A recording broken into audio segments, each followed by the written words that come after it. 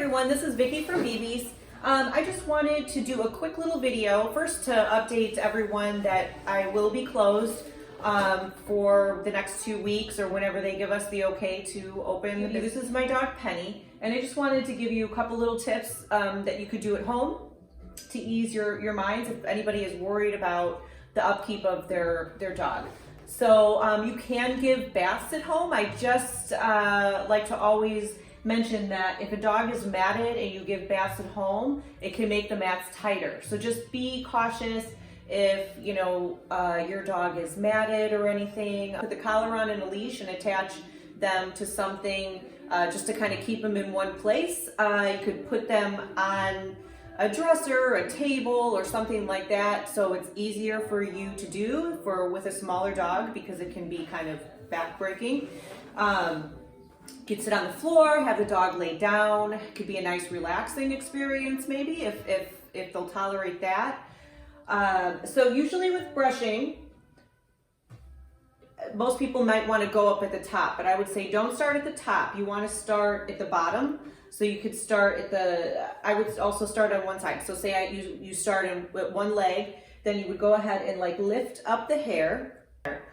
If you don't already have a slicker brush is what I would recommend using for a dog that has undercoat, dog that just for brushing, for matting.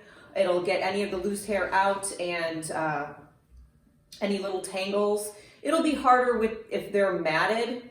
You could just kind of take little pieces of the mat at a time to loosen it up. So this is a slicker brush. It has these tiny pins that it really does a good job grabbing the hair. This is what I use all the time. There's a lot of different kinds. Just anything like this. This one is a flexible brush, this is kind of flexible too. There's ones that are not flexible or ones that are flexible. Either one is good, I'd say. Like maybe a firmer brush. If you have the choice of firm or soft, maybe just a firm, or you could get a soft too. So like I said, you're gonna I would start in the back.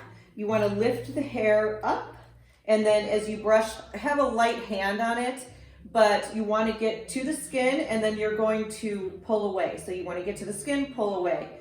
So you're kind of going little by little, so you can make sure you're getting, because if you just go over the top and go like this, you won't be getting, underneath. That's where the mats are going to be closer to the skin, and they're going to be, sometimes they hide very easily and you don't really notice them. So you're going to use your hands, kind of feel around, but usually just what I recommend is a slicker brush and a comb. So then if you have your slicker brush, like I said, you're going to start here and you're going to lift up the hair. You can start at the foot, just kind of hold the leg up with your hand, and then just, lift the hair up, and then you're just going to brush like a downward motion, or you're going to put the brush to the skin, brush away. So you can, but making sure you get all the hair, so then you're not leaving whatever is underneath. If you're just getting the top part of it, you're not going to be getting what's underneath, the mat or the tangles that are underneath that. So that's the main thing. And dogs, when they mat, it's usually going to be, obviously the ears and the tail.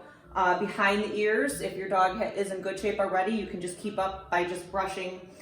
You can lift up the ear like this and then brush down that way. See? And then